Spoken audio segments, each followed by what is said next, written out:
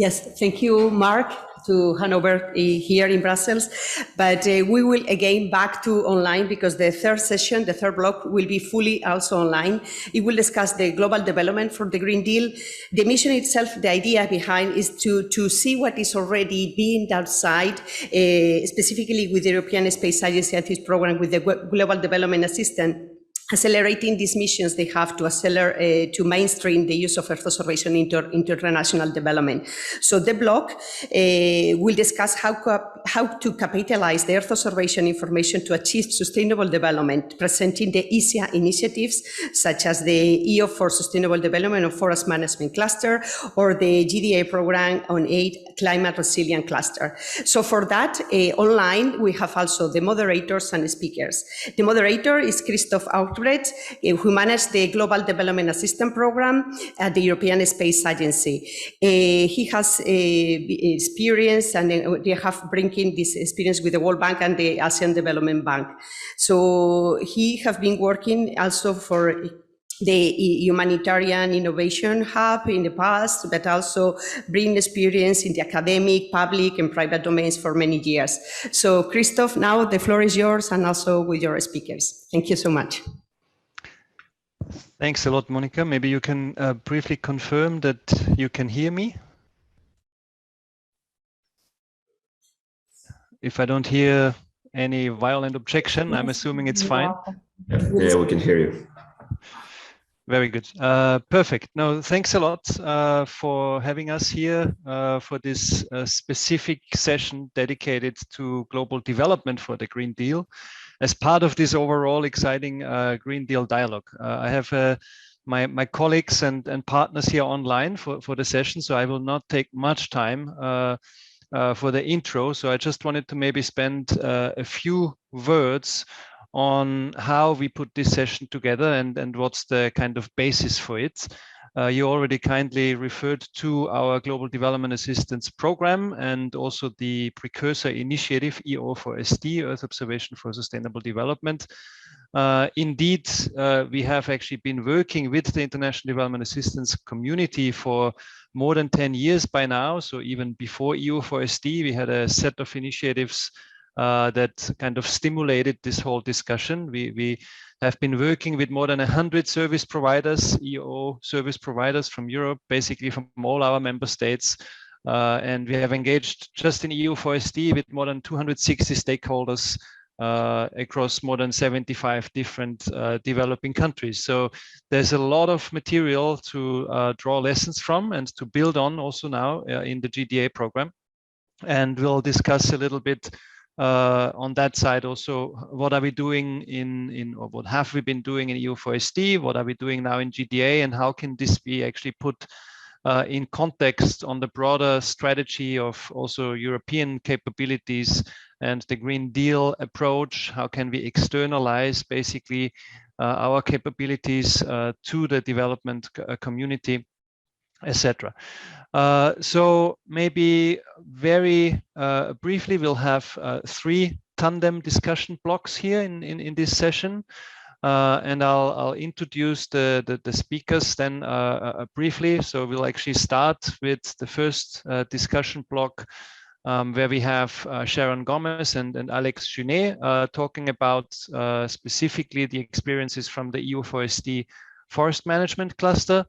We'll then actually switch to Carlos Domenech and Paolo Manunta, specifically referring to climate resilience aspects from now GDA, but also precursor initiative EO4SD. And then eventually the third block, so we'll conclude with Benjamin Kurtz and Cecilia Donati, where we try to kind of put this whole thing in a broader context, also liaising with our colleague from the European Commission and seeing how can we actually align strategically both the space and development domains here in that regard. So as I said, I won't take much more time. So I now let's switch to the first tandem discussion. So we'll have Sharon Gomez, as I mentioned. She's the head of Sustainable Development and Climate Hub Unit at GAF AG in Germany, and she has been most recently coordinating the stakeholder engagement in our ESA EO4SD Forest Management cluster, where GAF is the prime, and similarly also for the new GDA AID Urban Sustainability Action and its EO4SD precursor. Alex Chenet, in turn, is our ESA representative to the World Bank in this role now since last year, and he's supporting the coordination of collaborative activities under the ESA partnership across the bank, and specifically now also in implementing GDA and EO4SD. So let's get going. Alex, can you tell us maybe a bit more about the EO4SD activity on forest management and how it specifically also aligns with the priorities of the European Union and the context of the Green Deal? Thank you very much, Christoph. So indeed, the wider EO4SD initiative actually builds on the European expertise in the Earth observation sector, with the objective of demonstrating the utility and benefit of expanding the use of Earth observation products and services for the programs of international financial institutions and also their stakeholders, which are the client states. And more specifically, the EO4SD forest activity is part of the wider EO4SD initiative and aims at providing forest-related Earth observation products and services, targeting therefore forest management operations and activities. So the impact expected from the EO4SD forest activity is first, an increased efficiency and impact of official development assistance targeting the forestry sector. Second would be the transfer and adoption of these tools in client states for improved forest management.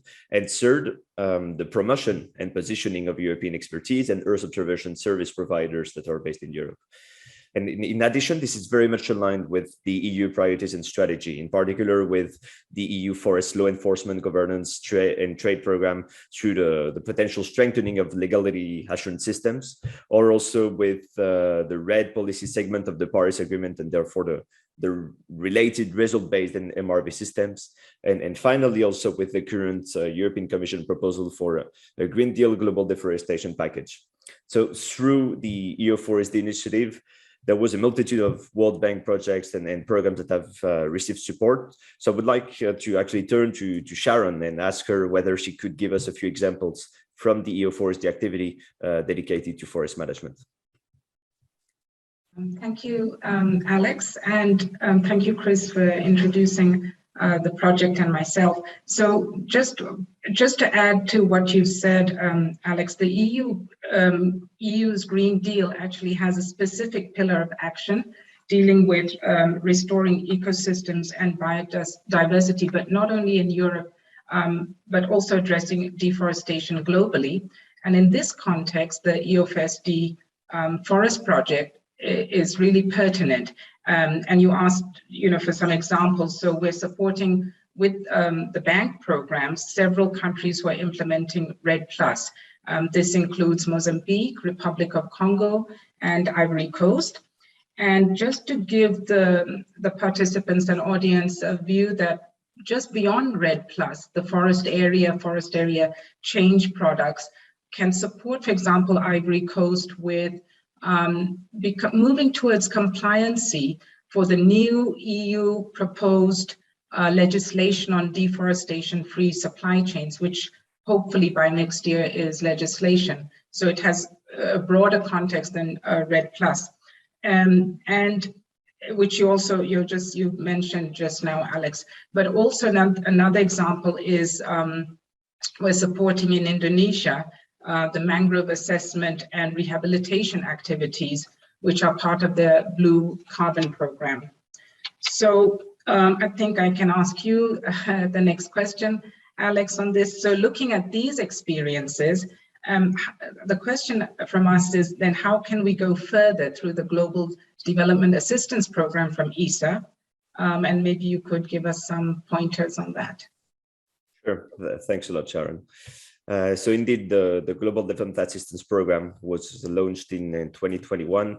And as you were mentioning, it seeks really to go further by focusing on the mainstreaming and operationalization of Earth observation within international financial institutions and within their stakeholders.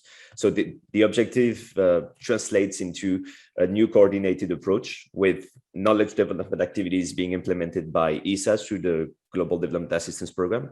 And on the other side, there is the capacity building, skills transfer, and actually potential scale-up also of knowledge development being carried forward by the IFIs and the World Bank through aligned activities and financing. And the idea is that this coordinated approach also allows to really build ownership on the side of IFIs, right? So in order to implement this coordinated approach, there is actually a new program that was created at the World Bank, namely the Digital Earth Partnership. And this program will really help with the coordination of the support provided by ESA to the World Bank, but also with, it will contribute to the full integration and sustainable adoption of the products and tools that are developed. For example, one of the objectives of the program is to host a trust fund, eventually before the end of the year, which will provide resources for the implementation of capacity building and skills transfer activities. So there are several thematic activities that have already been launched under the Global Development Assistance Program. And it is foreseen also to have an activity dedicated potentially to the forest sector kicked off in 2023 in order to go further in the integration of Earth observation for this specific sector. Again, the expected impact here in this new phase is really to have long-term and sustainable adoption of Earth observation to improve efficiency and impact of ODA targeting forestry.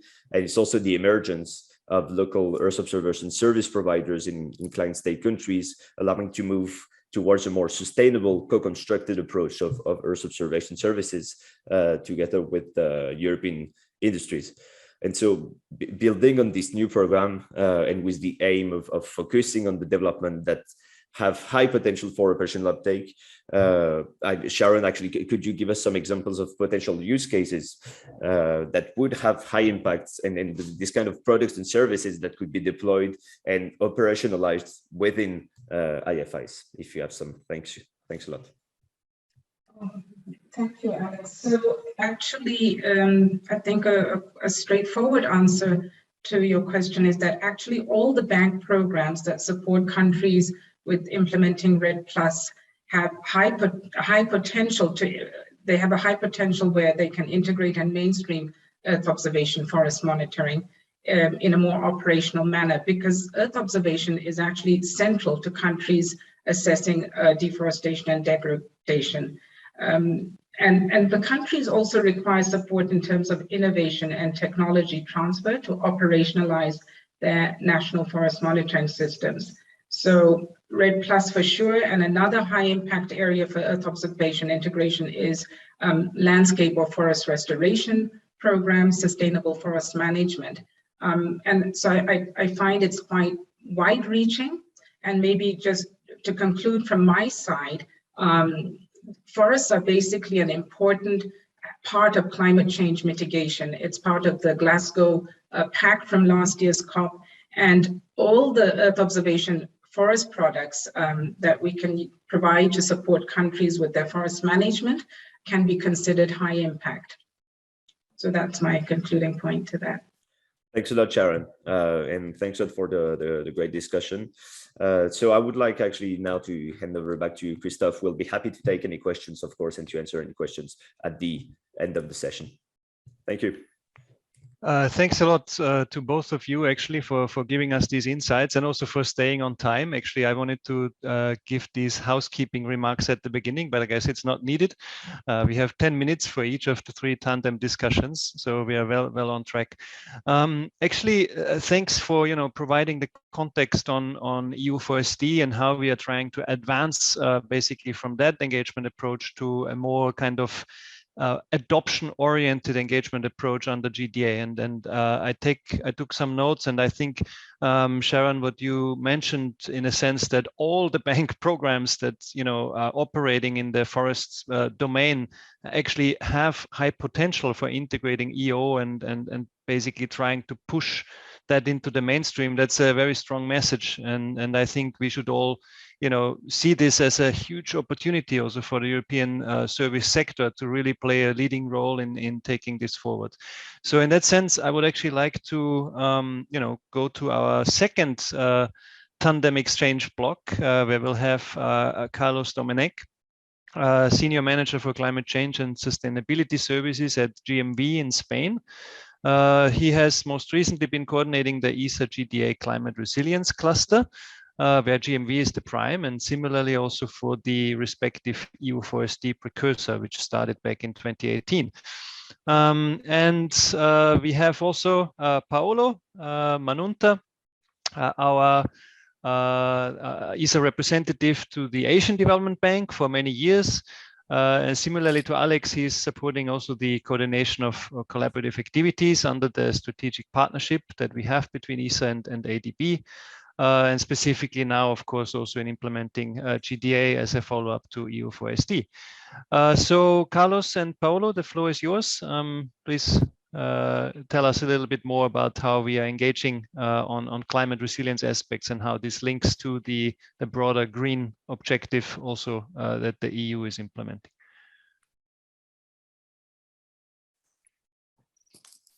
Thanks.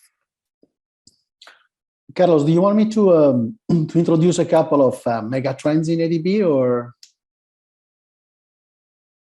Carlos, can you hear me? I cannot hear Carlos. Carlos, you're on mute. Yeah, sorry. Okay. Oh, sorry, we missed you. Okay, the floor is yours. Well, thank you. Well, it would be great, Paolo, to listen, because I'm aware, of course, of all the efforts that, as explained by Chris, ESA has done in the last years, starting from EO World, then moving to EO Clinic, the EO4SD initiative, and now with the GDA program. I think ESA already understood the challenge that means to bring the gap between the EO information that is nowadays available and how the different stakeholders at the bank and the client states can make use of this information. But it would be great to listen from you, Paolo, on which are the role you think of those institutional frameworks to facilitate this transition from the disruptive and unknown technologies to standard approaches that can be included into the operational procedures of the banks, such as ADB in your case, or the World Bank, IFAD, and how these can be translated then to support the stakeholders on the client states. Thanks. Thanks a lot. And I wish I could be there. I mean, I'm sure in the room there are several people that I met before. Anyway, let me share with you a little bit about the mega trends, which I see are important at the bank level, which in the end, we start regional, but are also connected to global trends. First of all, the Asian Development Bank is in a region that where many countries are graduating. What does it mean? It means that the poverty is actually becoming to be partially resolved, which means those DMCs, the developing member countries, can go and get financed from the private sector. This is posing to the bank interesting challenges and opportunities. Of course, the banks are very well known for financing, but also they want to increase their capacity to provide also knowledge, and knowledge, use of different technologies. In other words, has to be the one place stop, not to only borrow money, but also getting an increase in technical assistance. Regarding new technologies that I can mention to you, for sure, digital technologies is the overall envelope, and ADB has already identified 3 key technologies under digital. One is a SATCOM, one is actually e-governments, and the third one is really Earth observation. The other mega trends which can create opportunities for the Earth observation industry is the fact that ADB has agreed that 75% of ADB projects on a 3 years rolling average should have a climate resilience component. This was not enough. After Glasgow, the agreement was that 100 billions of projects by cumulative value by 2030 should have a climate resilience component. Of course, this is not to say that all the projects, all the money will be used, for collecting data with Earth observation, but for sure is an opportunity. Challenges. Of course, you can imagine that when you go from a small island in the Pacific all the way to to Central Asia, the capacity to absorb and to adopt Earth observation varies a lot. And at the bank level, we need to have, in coordination with ESA, a sort of a modular approach. Whatever we want to do has to be accessible and used by different countries in different modalities with different level of complexity. In terms of final goal, if I may, the final goal of the bank is, of course, to ensure sustainability, not only within the walls of the bank institution itself, but really in the client premises. A particular way, very challenging, we are exploring at the moment is really introducing Earth observation pillars into loans. This means that, some countries will either borrow money or either receive, grant money, and part of that money should be used for Earth observation. That's an important trend. Back to you, Carlos. Okay, so following your reasoning, I would like us to also maybe to emphasize the potential that that EO has to support data-driven policy decisions, in particular on climate and environmental aspects. You have been mentioning that the efforts from ESA and of course on the bank side as well to include Earth observation as a pillar for loans for grants, yes, for the stakeholders to learn about the potential of Earth observation, and that's, I think, great, because indeed EO offers great opportunities for monitoring climate-induced environmental changes. And at the back side, it is the usual approach when you are trying to do climate screening. The main way to start doing this analysis is through the use of model data, of climate predictions. And for them, EO in this context is kind of disruptive. But it's our role at the industry's level, so the space industry, and also at ESA side, and of course at the bank side, to help them to understand that the ESA satellites not only can do monitoring of the hazards, they can do this monitoring of hazards in an homogeneous, validated, and sustainable long term. That is very important, because with that information, you can then also assess the exposure of human assets to those hazards. So you monitor the hazard, you can also monitor the exposure, and if you all can also contribute to the vulnerability, you have all the climate risk already assessed. So you can, of course, continue using your model data, but you can further develop the climate screening using also Earth observation. So to give you some examples of the risks that can be identified using satellite, I think that's not very well, but I think it's worth emphasizing those. We can focus on floods, on droughts, landslides, coastal erosion, land degradation, but not only on monitoring, but also we can support early warning systems. We can also evaluate the success of the adaptation measures. We can also analyze how the research activities went. We can validate the investments, and of course also assess the impacts.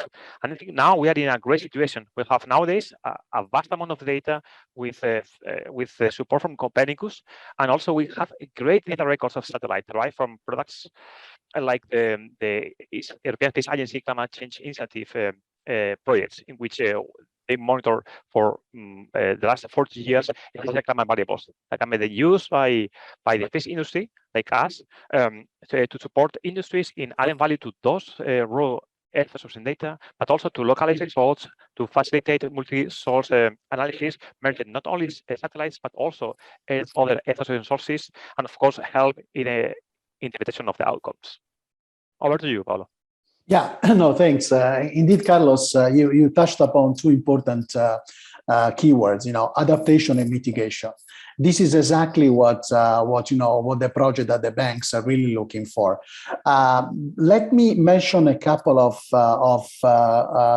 good success stories and upcoming important project related implementation of Earth observation. Already some European industries have been involved a lot in the reconstruction of the city of Palu. You know, that's a TP, you know, after the tsunami, so that's links to disaster, and that's a very successful implementation in Indonesia.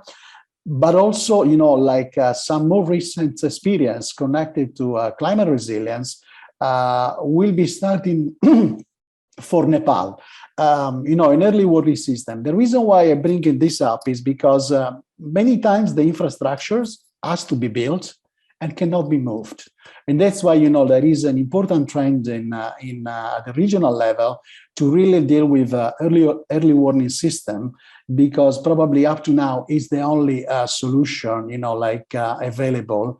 And there was, you know, there were a couple of requests to use Earth observation in combination with in situ sensors to really operate early warning systems in the Himalayas.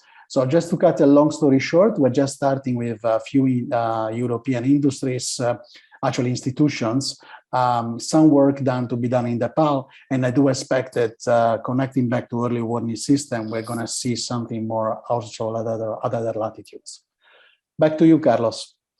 Yeah, I think we can just finalize with these last things that I would like to mention, that that's very aligned with the spirit of the GDA, because when we started in the EO4SD, we of course focus our efforts on demonstration stuff. So we work with the World Bank for investment activities, for instance in Liberia, Monrovia, but also with Libya, for instance in the Philippines. And our the main objective of that activity was just to basically demonstrate that the information that you can derive from satellite is of their interest for their climate-informed decisions. And now in this new GDA program, we will move beyond that. So we want just to focus on services. We are in the prototyping, and of course, an early warning system is a clear example of things that we are indeed doing, for instance, in Afghanistan now with ADP, that we want to work with them to establishing an early warning system based on Earth observation for them to adopt the service once the funds from it are over, and they can just run with their own staff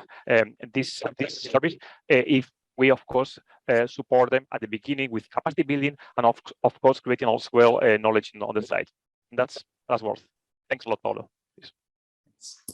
Thanks, both Paulo and Carlos, for your insights here. And I have a number of keywords here that I took note of and that I actually really great to hear. I mean, one thing, obviously, the transition from EO being considered disruptive technology to the more operational uptake. I think this is something we hear throughout here.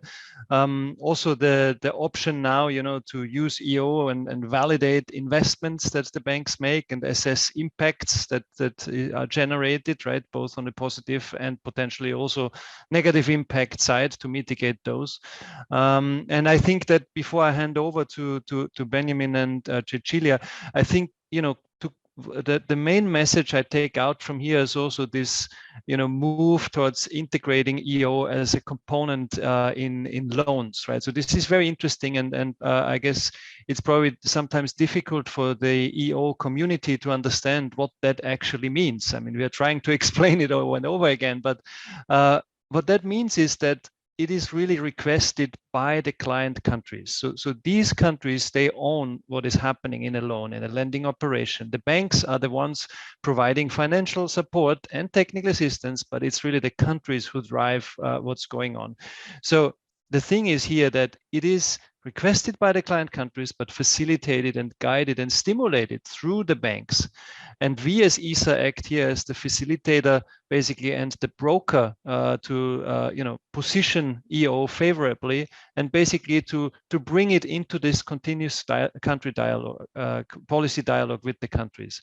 And I feel that we have positioned Europe over the last years as the central partner to international financial institutions. So we really talk about a long-term perspective here. And imagine this has a huge, still vastly untapped market in a sense, where Europe has all the strings in our hand to shape and advance this agenda together. And I think this is a good segue now also to move towards a more policy-driven discussion, maybe together with our dear colleague from DG INTPA, So maybe a brief intro. We have Benjamin Kurtz online, head of ESA's Sustainable Initiatives Office, where also the GDA program is situated, as well as the cooperation with DG INTPA and other partners like FAO is coordinated. And Cecilia Donati is a policy officer on digital for development with the European Commission's DG INTPA, International Partnerships, former DG DEFCO, and she has been working mainly in the field of space and Earth observation, as well as marine environmental policies over the last 10 plus years, with a strong focus on innovation and research. So I think we bring all the dots together here. So Benjamin and Cecilia, please take it away. Yeah, thanks, Christoph, for the introduction. And yes, moving from, let's say, the development banks to another cooperation partner, the Digital International DG of International Partnerships. Cecilia, thanks a lot to join our space community here today. And I would like to ask you upfront how you would see possible partnerships between the space community, such as ESA, the EO service providers, and then also, obviously with your programs and policies, how that could make sense in the development cooperation sector, let's say, from your perspective. You muted, I think. No.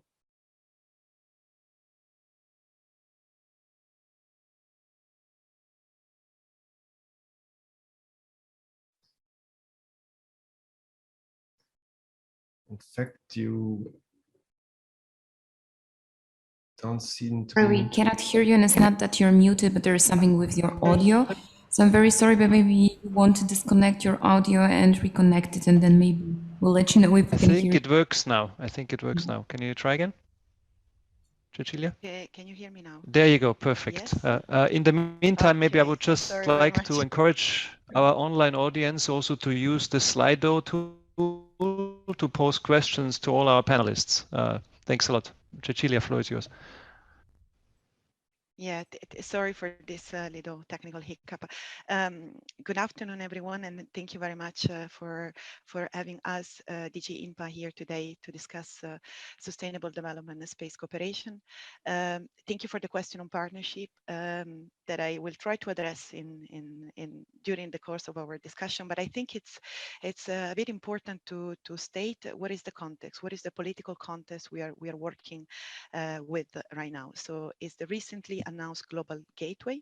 And for those of you who are not familiar with the Global Gateway, this is the European Global Connectivity Strategy that aims to boost smart, clean, secure link in digital, energy and transport, but it also aims at strengthening health, education, research system through partnership across the world. So digitalization, together with the Green Deal agenda, is a top priority under the Global Gateway. And one of the objectives is really to promote EU services and assets in partner countries like Copernicus and Galileo. So it has become more and more clear how digital technology are key for transition to a green economy. And through digital partnership, the EU seeks to develop a fair and inclusive digital transformation. And this is precisely our entry door for space and Earth observation cooperation. We all know very well how space-based services are nowadays a sine qua non for tackling major climate change challenges. But many of our partners has indicated the will to work in Earth observation and space domain. However, we know perfectly in Europe how long is the process for uptake of data and services into operational service system. So building on our EU experience and knowledge, we need to support partner countries to find their way into Earth observation and space arena and world as to meet their objective as well as the Agenda 2030. And of course, we cannot do this alone, as we need an holistic and integrated approach that is necessary if we want to achieve the goal set out in the Paris Agreement and the 2030 Agenda for Sustainable Development. Therefore, in a very Team Europe approach and spirit, we will need to combine the resources and the expertise available within the European Union and its many partners. And the private sector may also play an important role, but maybe we will touch upon this later in our discussion. So I think I have set a little bit the context, and if you don't mind, Benjamin, maybe you can tell us from your perspective, what is your point of view, the context we are working on. Oh, thanks a lot, Cecilia, for laying out a bit how INPA's programmatic plans and related policies making most use already by now of space capabilities. We would be very happy to collaborate with you on making this happen. I mean, you have quite ambitious plans I've seen in the Global Gateway, which is already published at some of the actions online. So I'm quite excited to think about how to make this work. Obviously, that starts with making Earth observation as a truly global digital tool available, and it's instrumental for the Global Gateway in this sense. Data from the Copernicus data, available, making that available to everybody is the basis to make the development of the relevant service possible. And in this case, we do collaborate together with the European Commission, DG DEFIS, to make sure that different international partners have direct access to the data sets. So there's a Copernicus International Data Hub, and for example, Chile has an agreement, we signed with them to build a Copernicus Mirrors site, but I think we will come also back to other countries later on. But data is only the beginning. So basically what we just heard from the different examples from Earth observation for sustainable development and GDA projects, to develop the services, we really need to make sure that they are co-designed and implemented together with the mandated users in the countries, and also which also includes the skill transfers and the adequate service provision, which nowadays needs to be really making fully use of cloud computing type of processes. And that is something which is also something we have different programs and different capabilities available to not only European, but also our international partners. I mentioned here the DIAs, but also the Eurodata Cube are different tools here. That basically from the digital part brings me to a new initiative in ESA, which we are promoting and trying to pilot in the moment, is the concept of digital twins of our Earth, which brings together Earth observation data sets, in situ data, but also models. And I mentioned that because digital twins are able or allow us to forecast also certain what-if scenarios, for example, which are often essential for the planning and designing of investment and development corporations. So let's say one country wants to develop an early warning system, like Paulo was mentioning early on. You would need to understand what the climate change scenario would be in this country, and then you could adapt and invest better your cooperation with this country. But this is also part of our Space for Green Future Accelerator. That is something which our Director-General is laying out and bringing to our member states. So which is directly related to the Green Deal. And here we look first in Europe, but also like to bring this into the global international context. And that there is the digital twin Earth, but also the European Earth observation factories as a concept foreseen. Finally, all these digital solutions are only useful if designed and implemented together with the right partners in the countries, in the region, and leading to a sustainable uptake of the information. And here I really think DG INPA with its programs like the Global Gateway, but also their EU policy vision to bring together partners, for example, in the digital for development hub, is giving us a very good context. But even more important, you have very strong networks in the countries through the EU delegations, through the European External Service, and these are very essential to transfer these technology skills from Europe, including the capabilities from the EU service providers, into the right hands and making sure that the right solutions are available for the users. So from this kind of perspective, Cecilia, could you perhaps also give us some more details? I know there is some ideas already in certain countries where you want to work. Yeah, sure. Thank you. Thank you very much for the question. I will be very happy to share with you a few concrete examples on which we are working on. And you precisely mentioned the role of our EU delegation on the ground to start discussion with the different government, but all a plethora of stakeholders that with whom together we are reaching our objective. So when it comes about helping country, of course, dialogue and understanding country needs and raising awareness, those are all topics that are extremely important, as well as investing in skill and training and support private sector cooperation and development. So we have two very concrete examples. One is in the Asia region and the other one is more in the Caribbean region. So looking at the Asian Pacific, the EU will support the Philippine government capacities for decision making and monitoring policy implementation based on timely and accurate data. Of course, you mentioned the role of new technology and cloud solution, AI. All of this will, of course, play an important role in this Copernicus Data Hub. So as I was mentioned, this will employ an innovative approach to disaster reduction and climate adaptation using data from Copernicus, but also combined with local in situ data that we all know the relevance and importance. The focus of this action will be on disaster vulnerability reduction for population and ecosystem. Well, if we look at the other side, so if we go a little bit more to the Caribbean side of the world, the EU is committed to support Central American and Caribbean countries to step up their capacities to address, once again, climate change vulnerability by establishing a Copernicus regional data center in Panama for emergency risk management primarily.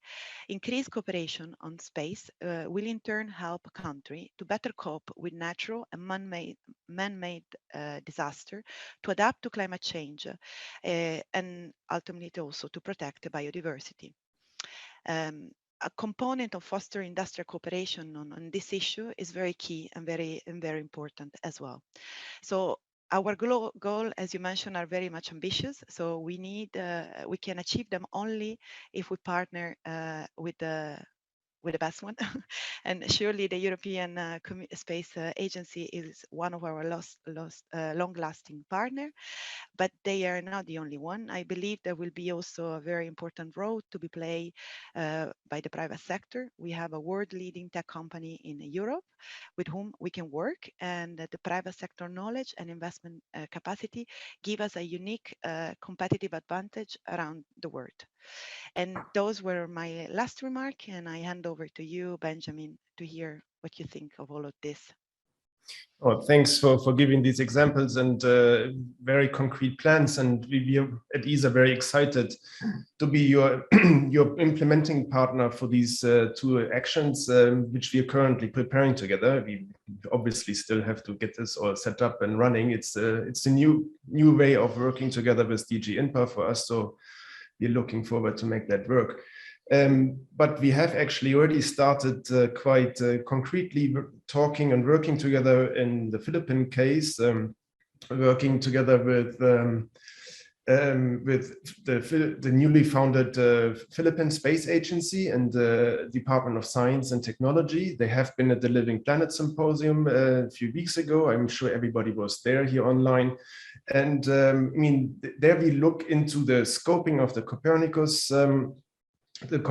mirror site they want to host, which will bring them the ownership to really develop their own services. And you mentioned it's disaster risk management, but also marine and natural resource management. In the Latin American and Caribbean region, as you mentioned, we are also already in very close contact with the National Innovation Center of Panama, who would be our, let's say, direct technology partner there. And they want to host a regional Copernicus hub. And we are in the moment in the scoping of that. They would even look into the full continental coverage, which is quite demanding, but obviously these are things which are developing. I would like to mention here, because the Innovation Center has a high interest also to reach out to their national and regional private sector community. So they want to have kind of an incubation center there. That is, I think, very interesting for our audience here from ERSC to make sure that we have a cooperation from the European service providers and also the Latin American parts, which could help a more fruitful cooperation and skill transfer of the different parts. Finally, there is also something which we have not mentioned yet, is the African continent. And here we have a long-term, actually, standing partnership with DG INPA in part of the GMS in Africa initiative, where ESA is an advisor, basically, and making sure that our programs are aligned. The GDA is one of them, but there's also the Earth Observation for Africa initiative, which is looking at the research and development parts more, and the climate change initiative. So we're bringing all the different programs aligned to what DG INPA is already doing, and that is one way how to work. Being the implementing partner for you in Philippines and Panama is something which we're looking forward, making a strong European partnership to transfer the Copernicus capabilities on one hand side, but also making sure that the European skills in Earth observation services are available to all these different partners around the world, which is quite exciting, I think. And with that, I give back, I think, to Christoph, who has to wrap up. Thanks a lot. Yeah, we have -1 minute left, so I hope we can maybe go over for 2-3 more minutes. Given that we are the last session, I take the liberty. So just one statement from my side, and then I'd like to actually go for the questions also. I think what we heard here is really that skills transfer is a crucial thing here, right? So working, co-designing with the client countries, developing country member states, etc., however you want to call them, and go beyond capacity building in that sense. So not just teach those countries and stakeholders there how to use things that other entities do for them, but how to really get into it themselves and make it a sustainable approach. And in that sense, really, we also try with our various programs, including GDA, to stimulate the growth of local digital economies and associated multiplier effects. In fact, we are about to publish a dedicated report on this as an initial result of our GDA M&E and impact assessment action. So stay tuned on that, and also check gda.esa.int, little self-promotion here. So wrapping up, given that this is a real hybrid event, maybe I jump on the first question that I see online on the Slido tool, but then also would like to ask Monica if there's any questions still also from the audience live in Brussels. So actually, I go on the last question here. Are you considering B2B actions, including European companies, to close the cycle of partnership in the countries that ESA and DG INPA are operating? Actually, I think we can expand that not also to ESA and DG INPA, but also to how we operate with the development banks. And absolutely, I mean, we heard from Cecilia, but also from both Paolo and Alex from the IFI perspective, and from private sector representatives here on this panel, that it's crucial to include the private sector, and that's what we do as ESA, right? We facilitate that. We try to position European industry, and we try to basically tap into this operationalization and scale up approach, and have private sector engage on that directly, ideally in the long term, without ESA having to continue facilitating it. Obviously, B2B, business to business, is an explicit thing here. And I mean, we also engage not just with the public domain entities in the banks, where we position European industry for scale up, but we also engage with private sector domains, such as in the World Bank Group, the IFC, or in ADB, there is also a unit focusing on private sector engagement. And I'm, for INTPA, it's a core strategic element as well. So I don't know if I answered the question, but I'll leave it with this for the time's sake. So Monica, I don't know if we have still time for a question from the audience in Brussels for one of our panelists, and maybe you can tell us.